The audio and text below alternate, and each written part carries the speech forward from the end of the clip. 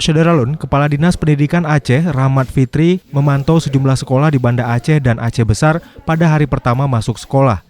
Ia memantau kesiapan sekolah dalam melaksanakan proses belajar mengajar di tengah pandemi COVID-19, khususnya di sekolah-sekolah yang melakukan belajar dari rumah.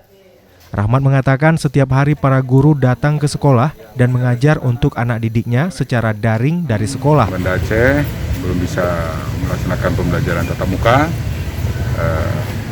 namun melanjutkan belajar dari rumah. Nah, kita memastikan bahwa semua teman-teman guru kita itu belajar dari rumah itu aktivitasnya di sekolah, jadi tidak bisa lagi di tempat lain. Artinya setiap hari para teman-teman guru kita hadir di sekolah dan dari sekolah memberikan bimbingan. Kita tadi sudah memastikan itu dan alhamdulillah kita tetap taat patuh pada ketentuan dan aturan, begitupun di satuan sekolah melaksanakan sebagaimana yang diatur. Mantan Wakil Bupati Aceh Barat itu juga mengatakan di Aceh ada 15 kabupaten kota yang masuk zona hijau yang melaksanakan proses pembelajaran secara tatap muka untuk SMA dan setingkatnya.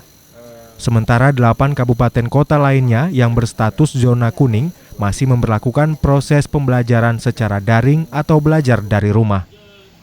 Dari Banda Aceh, Mas Rizal, Serambi On TV.